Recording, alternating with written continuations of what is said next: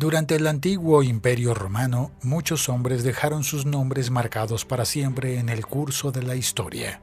Algunos serán recordados como valientes y como comandantes astutos. Otros se han ganado la reputación de ser crueles e incluso cobardes. Pero un nombre sigue resonando a través de los siglos: Cayo Julio César. Julio César nació el 13 de julio del año 100 a.C.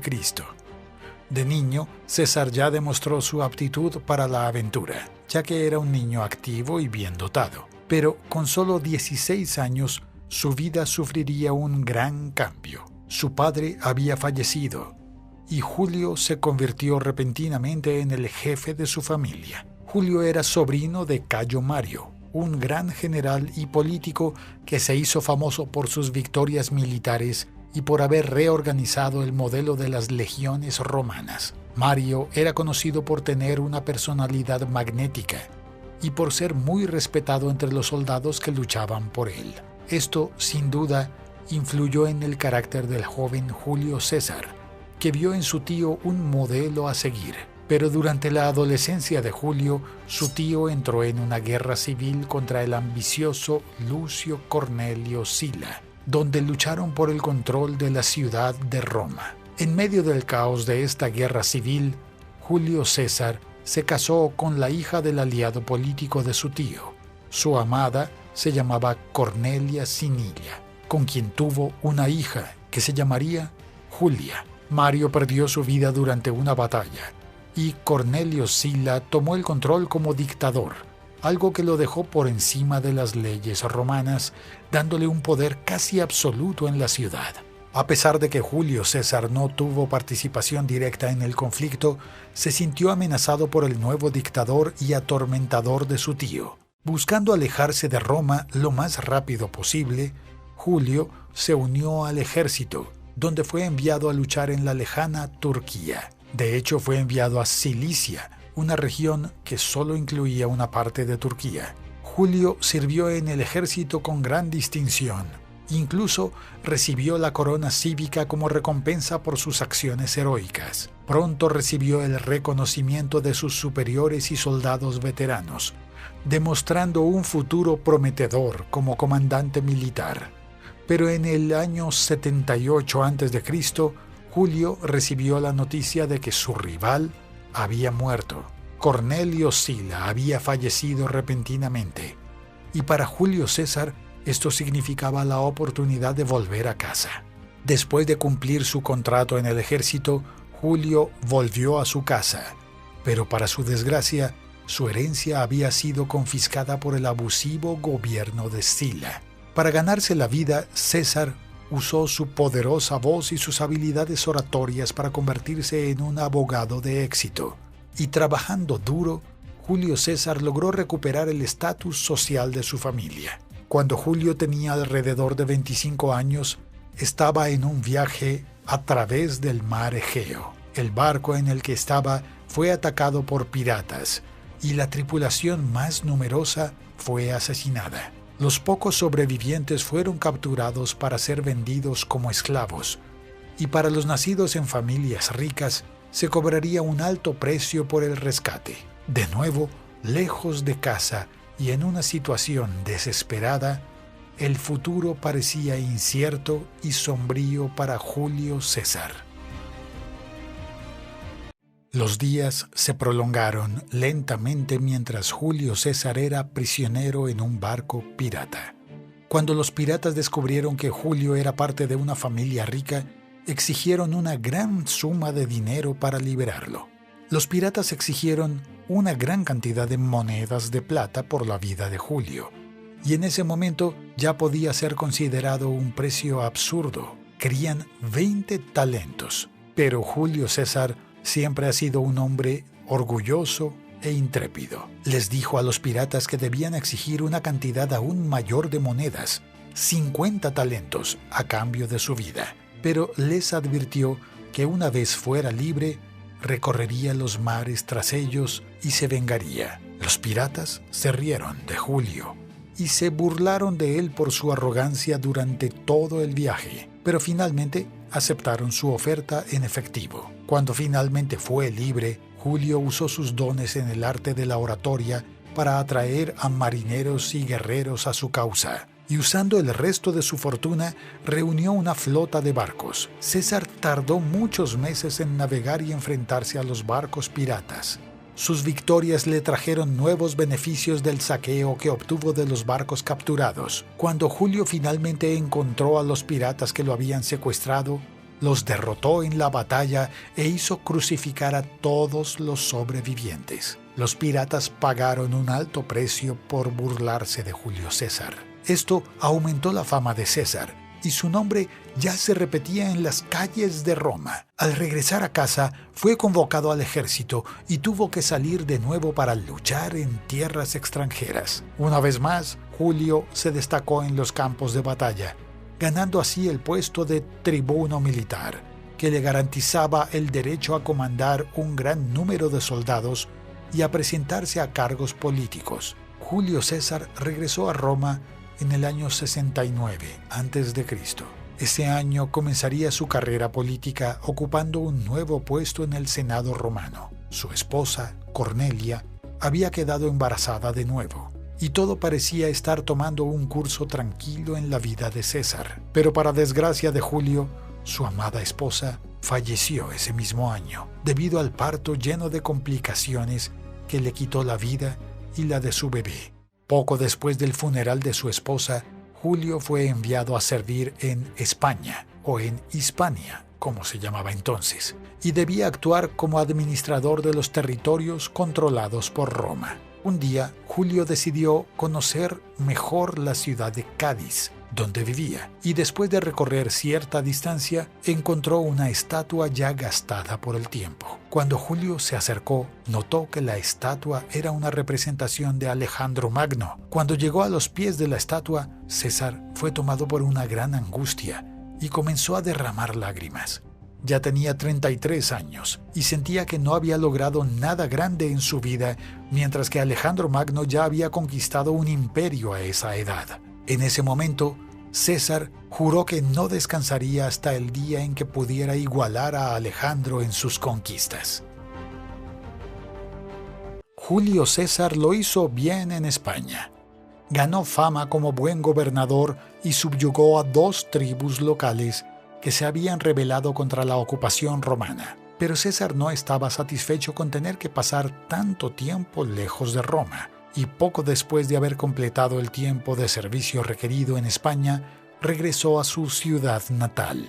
De vuelta en Roma, Julio concentró sus esfuerzos en alcanzar nuevas posiciones políticas. Julio anhelaba el cargo de Pontífice Máximo, que era el más alto cargo sacerdotal de la religión romana. Sin embargo, se presentaba contra otros 2 senadores de alto nivel, y para continuar su campaña, César gastó casi toda su fortuna personal. Julio César sabía que no podía dejar de conseguir el nuevo puesto.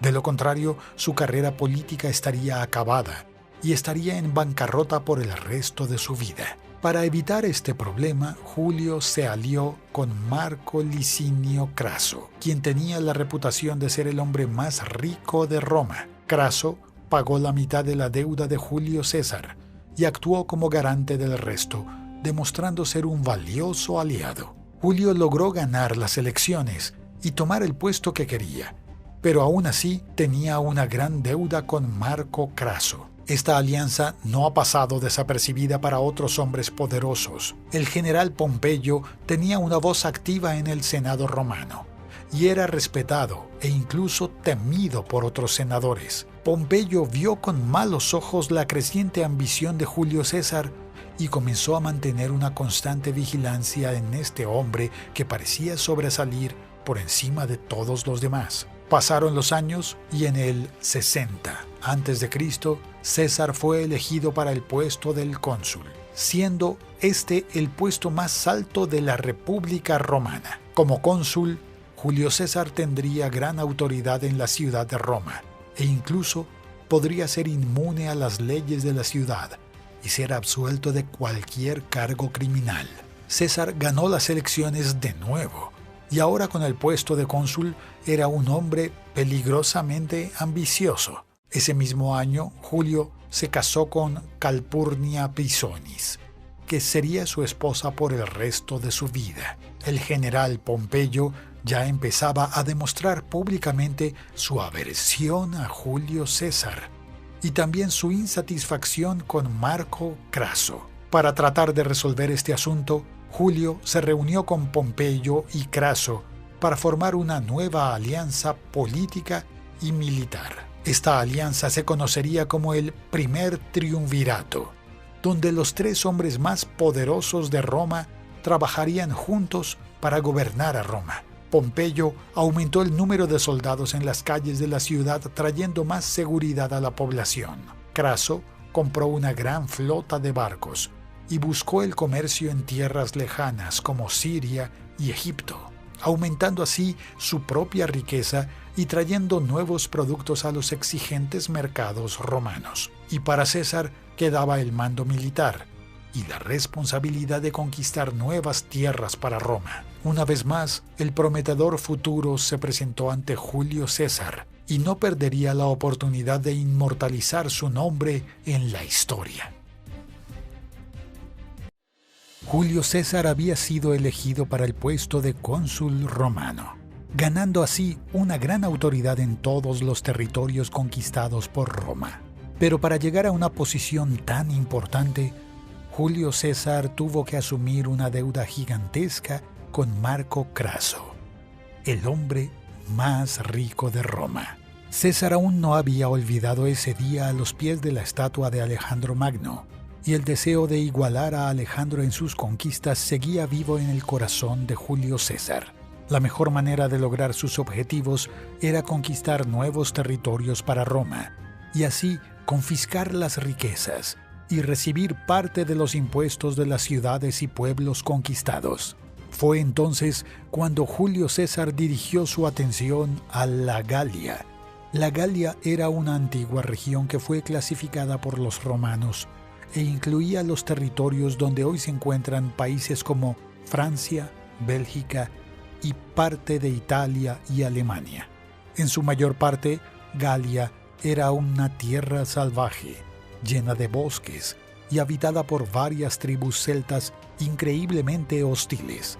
Con todos estos obstáculos, Galia no era precisamente un lugar fácil de invadir, y mucho menos de conquistar. Y fue precisamente porque era una tarea tan difícil que Julio César hizo de la Galia el principal objetivo de sus ambiciones. En abril del 58 a.C., César marchó a la Galia al mando de 4 legiones, que llegaron a unos 24.000 soldados. Julio sabía que no podía entrar simplemente en los territorios galos y necesitaba planear sus acciones cuidadosamente. De lo contrario, perdería todo lo que había luchado durante tanto tiempo para conquistar. A pesar de su aparente fuerza militar, Galia estaba dividida en varios reinos distintos que constantemente libraban guerras entre sí. Estos reinos eran comandados por jefes tribales o reyes autoproclamados, que a menudo declaraban guerras para conquistar nuevas tierras agrícolas, o incluso para vengar viejas enemistades de sangre entre las tribus. Aprovechando esta inestabilidad, Julio César comenzó a enviar emisarios a los líderes de las diferentes tribus, buscando fomentar alianzas políticas y militares.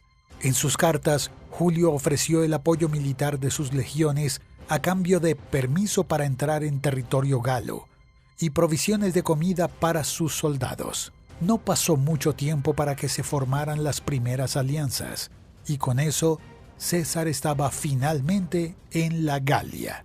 El primer conflicto entre las legiones de César y los galos tuvo lugar durante la batalla de Bribachet, donde los romanos se enfrentaron a un número mucho mayor de enemigos. Los galos, parte de la tribu de los helvecios, que estaban migrando a través de Galia y en su camino atacaban a otras tribus y dejaban un rastro de destrucción a su paso. Julio César organizó parte de sus legiones en la cima de una colina ganando así una posición estratégica de mayor ventaja contra los galos. Las otras partes de las legiones estaban escondidas en otra colina, cubiertas por árboles. Las legiones romanas fueron capaces de detener el avance inicial de los galos, y así comenzó una larga y ardua lucha que duraría casi un día entero. En el momento ideal, Julio ordenó a las legiones que se escondían que atacaran la retaguardia del ejército galo. Los galos resistieron durante un tiempo, pero la disciplina y la determinación de las legiones romanas finalmente superaron la ventaja numérica de los enemigos. Los helvecios se rindieron, y Julio permitió que muchos de ellos fueran liberados, siempre y cuando regresaran a sus tierras y aceptaran trabajar en los cultivos para alimentar a las legiones. Otros ya no tuvieron tanta suerte y fueron enviados como prisioneros a Roma, donde serían vendidos como esclavos. Esta heroica victoria marcó el comienzo de una serie de logros en la Galia. Poco después, César y sus legiones lucharon contra la tribu germánica de los suevos y de nuevo obtuvieron una victoria significativa. En los años siguientes, Julio César continuó avanzando en el territorio de la Galia, haciendo nuevas alianzas, sometiendo a las tribus o, cuando fue necesario, destruyendo ciudades y pueblos enteros.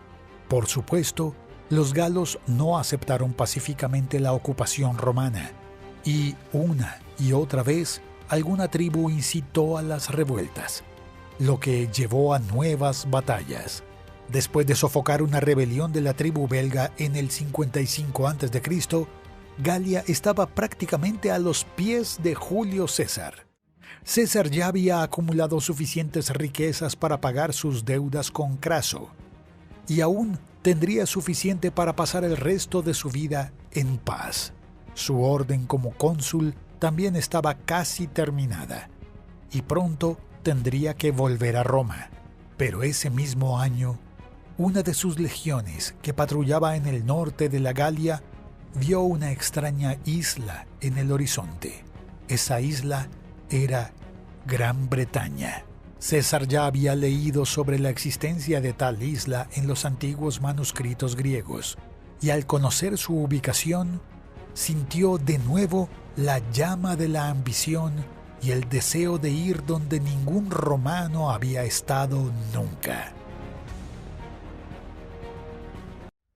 Para cruzar el mar y llegar a Gran Bretaña, Julio César necesitaba dos cosas: barcos para transportar a los soldados y tiempo. César ordenó entonces la construcción de algunos botes que tomarían muchos meses para completarse.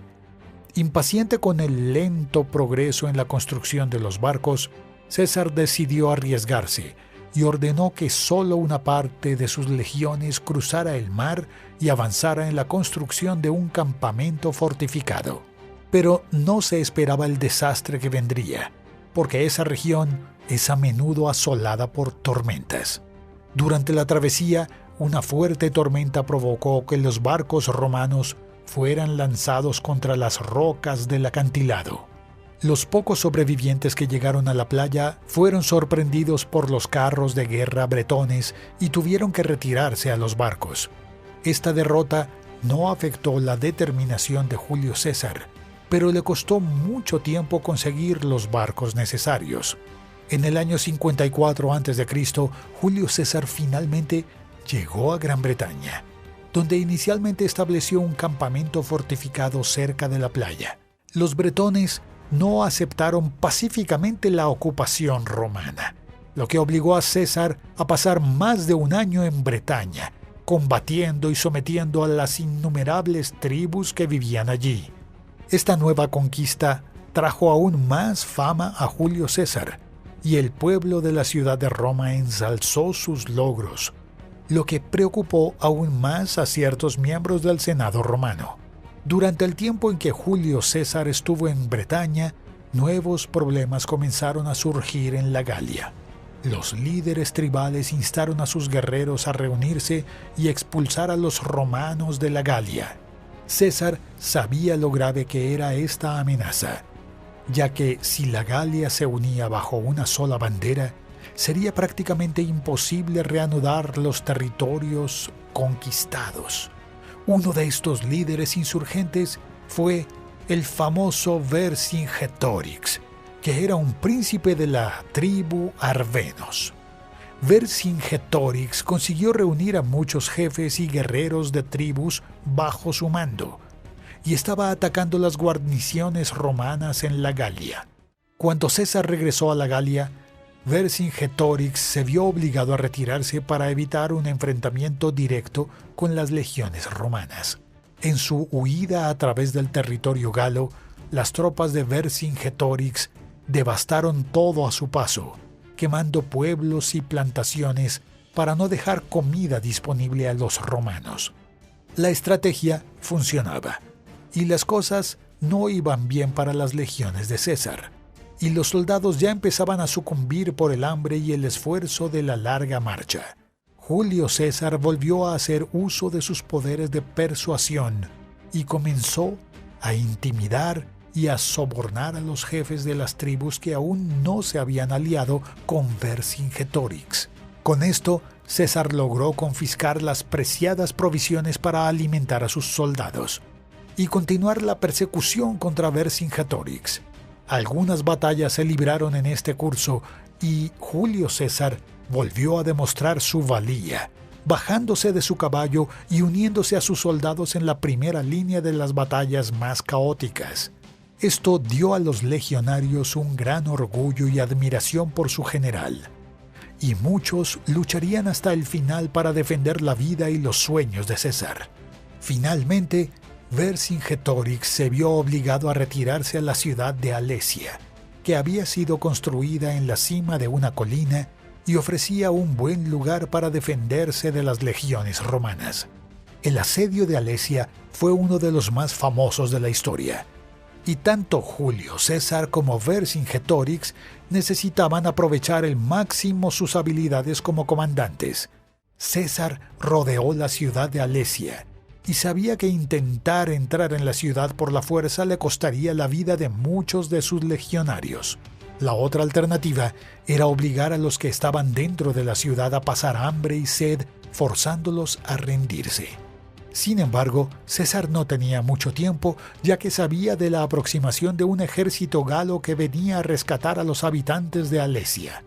Si tal ejército llegara a tiempo, Julio César y sus legiones quedarían atrapados entre dos fuerzas enemigas y no tendrían ninguna posibilidad de victoria. La solución fue ordenar la construcción de 2 muros de madera alrededor de la ciudad. Uno serviría para mantener a los habitantes de la ciudad atrapados en ella. El otro serviría para contener al ejército que se acercaba.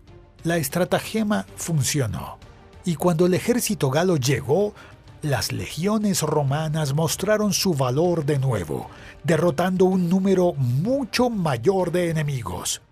Después de presenciar tal victoria, Vercingetorix no vio otra alternativa que rendirse a Julio César.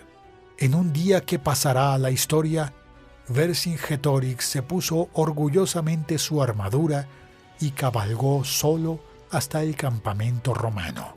Se detuvo frente a Julio César y, sin decir una palabra, bajó los brazos señalando la rendición de Galia. Con la conquista de Galia, César había logrado todo lo que deseaba. Su nombre fue exaltado con admiración y temor entre los romanos.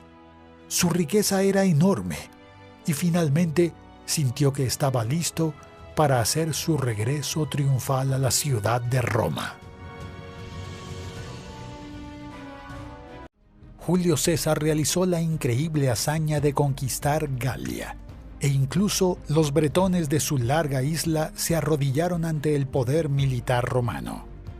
Habían pasado muchos años desde que César dejó su amada ciudad de Roma y anhelaba volver a su lugar de nacimiento.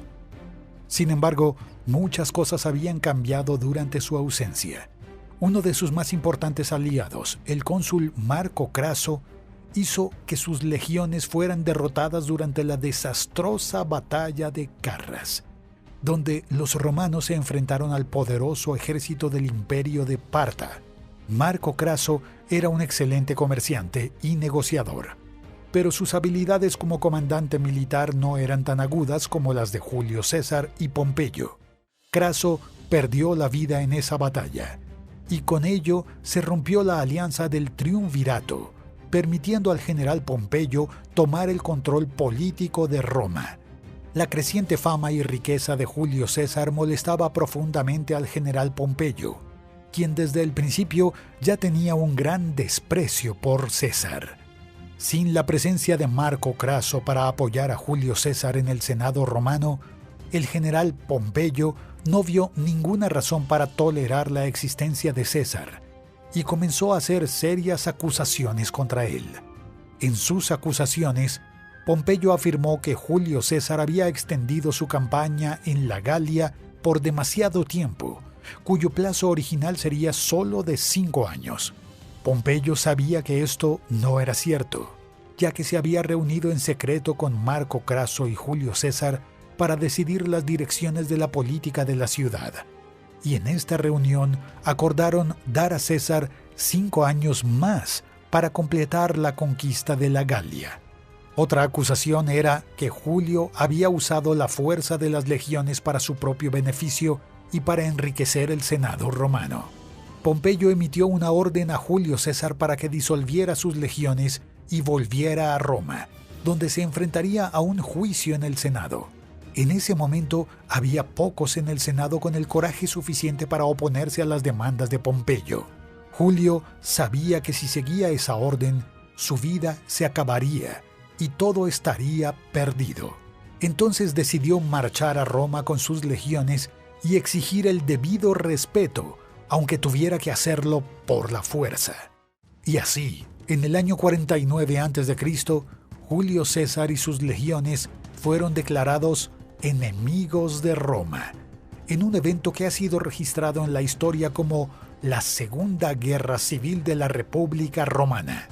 César no se estremeció cuando se enteró de esto, porque ya sabía de la aversión de Pompeyo hacia él, y una confrontación directa entre ambos sería inevitable. Julio César se encontró enfrentando la triste realidad de que para regresar a casa tendría que atacar su propia ciudad. Pompeyo era un general experimentado y sabía que la ciudad de Roma no podía resistir mucho tiempo contra las legiones veteranas de Galia. Necesitaba traer más soldados para defender la ciudad, y para ello llamó a las legiones que estaban sirviendo en Grecia y alrededores. Y así comenzó una carrera contra el tiempo, donde Pompeyo esperaba ansiosamente la llegada de más soldados, mientras que César marchaba lo más rápido posible para llegar a Roma antes que los refuerzos de Pompeyo. Para empeorar la situación de César, tenía el río Rubicón en su camino. A los generales romanos se les prohibió expresamente cruzar el Rubicón con sus legiones en su camino a Roma. Así que César sabía que cruzar el río sería un callejón sin salida. En este contexto, Julio César pronunció una de sus más célebres sentencias: Alea jacta est. La suerte está echada. Cruzar el río con sus legiones llevaría un tiempo gigantesco, y César no tenía ese lujo, por lo que decidió arriesgarse y avanzar con una sola legión en marcha forzada. Las otras legiones le seguirían inmediatamente detrás a un ritmo más lento y mantendrían sus fuerzas para la batalla que se avecinaba. Pasaron días angustiosos para ambos capitanes, pero los legionarios de César volvieron a demostrar su valía y llegaron a Italia con una velocidad asombrosa. Al no ver otra alternativa, Pompeyo reunió su guardia personal y junto con algunos senadores y aliados, abandonó la ciudad de Roma poco antes de la llegada de César. Pompeyo se dirigió a la ciudad romana de Brundisius, desde donde se embarcó para Grecia con el plan de reunirse con las legiones que estaban allí y luego contraatacar a Julio César. Cuando Julio César finalmente entró en las puertas de la ciudad, las calles estaban prácticamente desiertas. Los ciudadanos romanos no estaban seguros de las intenciones de César. Podría estar regresando como un héroe o como un enemigo en busca de venganza por haber sido exiliado de su ciudad. Pero no tenían nada que temer, pues César no permitió que sus legionarios atacaran a la población ni saquearan la ciudad. Cuando el tiempo en la ciudad se hizo más ligero, César hizo un discurso público tranquilizando a la población y nombró a uno de sus hombres de más confianza para que se hiciera cargo de la ciudad. El elegido fue Marco Antonio, que había servido con Julio en la Galia y logró probarse como un excelente comandante militar. César aún tuvo que esperar algunos meses para continuar su persecución contra Pompeyo, ya que era necesario construir nuevos barcos para llevar las legiones a través del mar. Mientras se construían los barcos, César restauró el orden en la ciudad de Roma, aprobando nuevas leyes, eligiendo nuevos senadores y ocupándose de los asuntos financieros de la ciudad. Aún esperando el final en la construcción de los barcos, César fue a España, donde derrotó a los partidarios de Pompeyo, asegurando así que Roma no sería atacada mientras se dirigía a Grecia. En el 48 a.C., Julio César y Pompeyo finalmente libraron su primer conflicto en la batalla de Dirraquio, que tuvo lugar en una región del noroeste de Grecia. Para sorpresa de César, Pompeyo había reunido un ejército increíblemente grande de unos 36.000 soldados de infantería y 7.000 caballeros. Julio César temía que llegaran nuevos refuerzos para Pompeyo y decidió actuar rápidamente, estableciendo un campamento fortificado y contando con solo 22.000 hombres para la batalla. El resultado fue desastroso para César. Pompeyo atacó un punto débil en el muro de madera que protegía el campamento de César, y el caos se extendió rápidamente. En menor número y teniendo sus defensas comprometidas, Julio no vio otra alternativa que ordenar la retirada total de sus fuerzas. Esa derrota le recordó a Julio César por qué Pompeyo el Grande fue uno de los más grandes generales de su tiempo, y nunca más debe ser subestimado. César se retiró a un nuevo campamento, pero tenía poca comida y agua potable para sus plantas. Con sus provisiones llegando a su fin, Julio César necesitaba actuar rápidamente. El 9 de agosto del 48 a.C., se libró la batalla de Farsalos en la región de Tesalia, en Grecia central. La lucha tuvo un comienzo lento, con los dos generales estudiando cuidadosamente los movimientos del otro. Una lucha entre dos ejércitos romanos entrenados con las mismas formaciones y tácticas no era algo sencillo de resolver. La batalla fue extremadamente feroz, con ambos lados buscando flanquear a sus oponentes. Pompeyo tenía la ventaja de una caballería más grande, pero los veteranos de César ya se habían enfrentado a todo tipo de desafíos y no serían fácilmente dominados.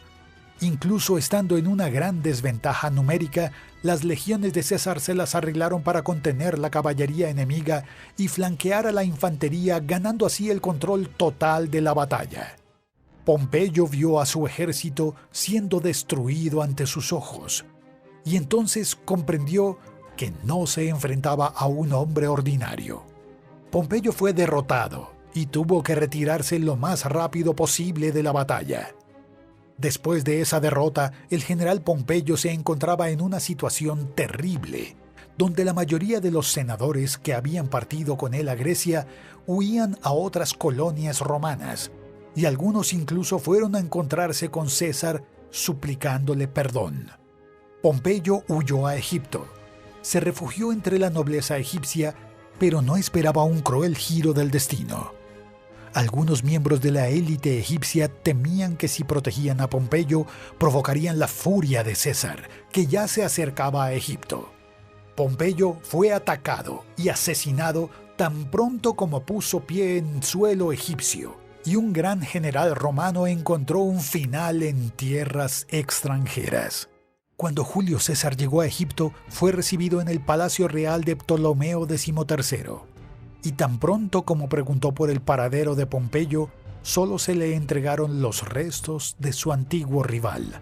César estaba furioso por esto, ya que planeaba perdonar a Pompeyo y traerlo de vuelta a Roma e incluso permitirle ocupar un asiento en el Senado. La ofensa fue aún mayor, ya que Pompeyo era un cónsul romano y había sido asesinado cobardemente por extranjeros. Era demasiado tarde para Pompeyo, y ahora que Julio César estaba en Egipto, se vio envuelto en nuevas intrigas en la tierra de los faraones. Los días eran calurosos, como siempre en las tierras de Egipto. Incluso para un romano acostumbrado al clima elevado de la capital de la República Romana, el calor de Egipto causó una gran incomodidad, y las costumbres de ese pueblo exótico trajeron una cierta extrañeza a los ojos de Julio César. Después de la larga y agotadora persecución de Pompeyo, Julio César y sus soldados necesitaban un merecido descanso. Y fue con esta intención que César decidió pasar unos días en Egipto, alojándose en el Palacio Real de la ciudad de Alejandría. En Roma, César fue elegido para el cargo de dictador, que es el más poderoso de la República Romana. César permanecería en el cargo durante un año. Julio César había llegado finalmente a la cima de su carrera política y militar. Sin embargo, la paz nunca duró mucho en la vida de Julio César. En el año 48 a.C., Egipto atravesaba una guerra civil donde la famosa Cleopatra se disputaba el trono real con Ptolomeo, que era su hermano menor. A Julio César no le gustaba el hermano de Cleopatra, ya que Ptolomeo fue uno de los responsables de la muerte de Pompeyo. Sabiendo esto, Cleopatra comenzó a formular un plan para conocer a César. Usando un artificio creativo, Cleopatra logró entrar en la cámara de César. Esta insólita aparición llamó la atención de los romanos, y Cleopatra le explicó la situación política de Egipto. Dicen que esa misma noche, Julio César y Cleopatra se convirtieron en amantes. César apoyó la ascensión de Cleopatra al trono, asegurando el apoyo militar de sus legiones y luchando contra las tropas de Ptolomeo. Una secuencia de batallas se libraron en este evento que se conoció como el Asedio de Alejandría. Finalmente, Ptolomeo fue completamente derrotado en la fatídica batalla del Nilo en el año 47 a.C. El principal conflicto de esta batalla se libró en las aguas del río Nilo, donde las galeras de guerra de Julio César se enfrentaron a las naves de Ptolomeo. Durante la lucha, el barco en el que Julio César fue finalmente volcado, obligando al general romano a nadar a la orilla del río para salvar su propia vida. El barco de Ptolomeo también se hundió durante la pelea, pero no tuvo tanta suerte y terminó ahogándose en las aguas del Nilo. Después de esta batalla, Cleopatra tomó el mando de Egipto y su romance con Julio César ya era objeto de chismes y descontento en Roma. Marco Antonio, que estaba al mando de la ciudad de Roma, encontraba difícil mantener el orden político y cubrir el retraso de César en volver a sus deberes en el Senado. Y aunque recibió duras críticas, Julio César no se contentó con vivir un romance secreto y decidió llevar a Cleopatra a ver la ciudad de Roma, algo que fue visto como un gran insulto por muchos nobles romanos.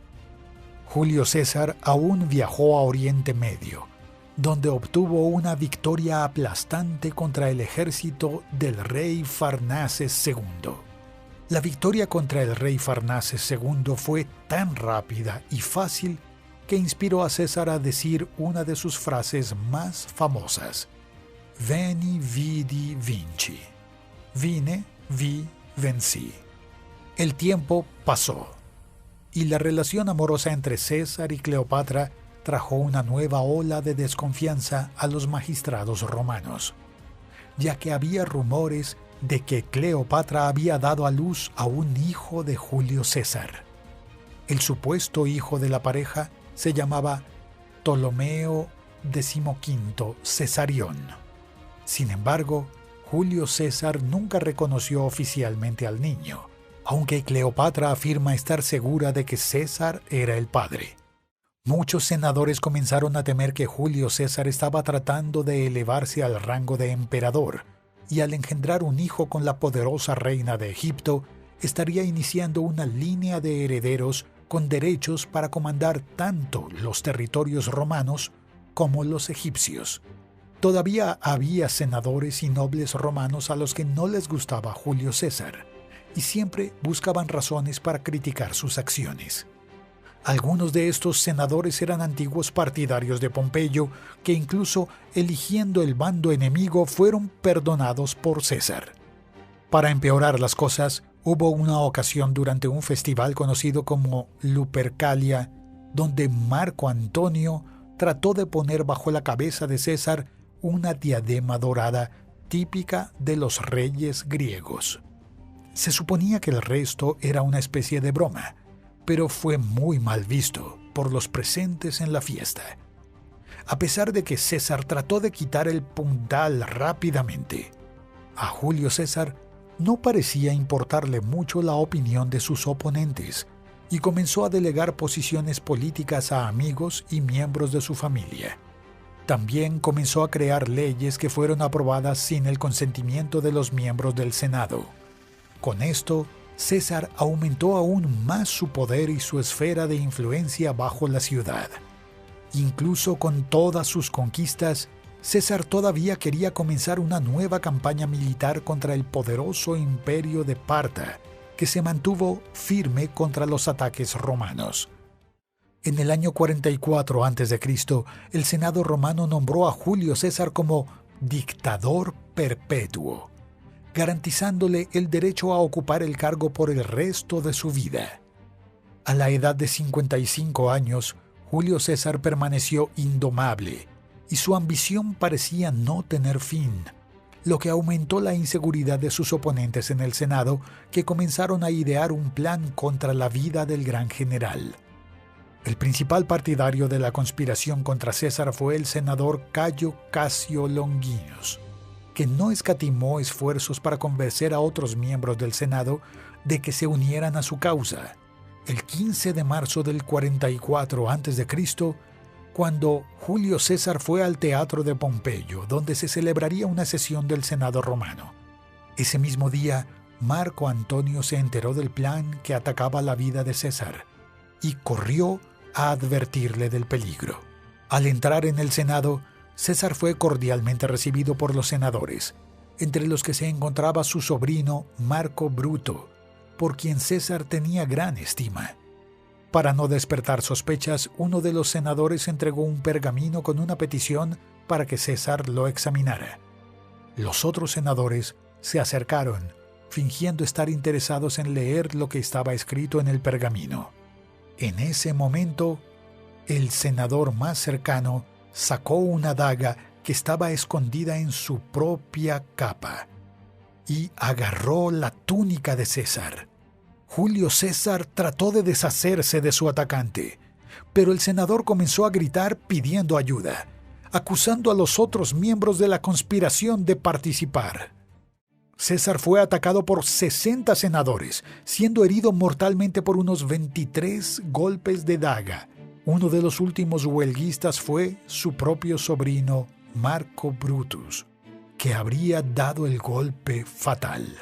En una ironía del destino, César cayó a los pies de la estatua de Pompeyo, y cuando levantó la vista, vio el rostro de su sobrino y con sus últimas fuerzas tiró de una parte de su capa para cubrir su rostro, evitando así la vergüenza de mirar a los ojos del traidor. Julio César había sobrevivido a innumerables batallas y desafíos en su vida, y ahora yacía inerte en el frío suelo del Senado romano. No hay relatos precisos de las últimas palabras de Julio César.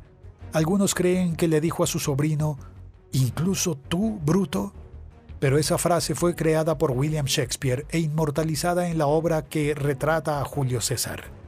Pero los escritores Suetonio y Plutarco creen que César no dijo una sola palabra en el momento de su muerte. Después del asesinato de César, la mayoría de los senadores huyeron rápidamente del Senado, temiendo ser atrapados en el acto por los soldados que custodiaban la ciudad. Los conspiradores creían que la muerte de César devolvería el poder político de la ciudad a las manos del Senado, pero no contaban con la revuelta popular que esto causaría. César fue visto como un héroe por la mayoría de la población, y cuando la noticia de su muerte se difundió, los ciudadanos de Roma comenzaron a reunirse en masa para protestar contra ella. El cuerpo de Julio César fue traído para ser cremado en un lugar público como la tradición de la época ordenaba. Un gran número de personas asistieron a la ceremonia y como gesto de despedida arrojaron madera y objetos personales sobre la pira funeraria, causando que el fuego se elevara a tal punto que dañó el edificio del Senado. La multitud persiguió a los conspiradores Casio y Bruto, que en medio de la confusión lograron huir a Grecia. Bruto, tal vez arrepentido de sus actos, terminó suicidándose en el año 42 a.C. La reina Cleopatra y su hijo Cesarión estaban en Roma en ese momento, pero regresaron a Egipto unos días después de la muerte de Julio César. Marco Antonio leyó en una plaza pública el testamento de Julio César, donde señaló a su sobrino nieto Cayo Octavio como su sucesor y le dio el derecho de usar el nombre de César. Cayo Octavio cambió su nombre por el de Cayo Julio César Octavio, y unos años después de la muerte de su tío, fue coronado como el primer emperador romano.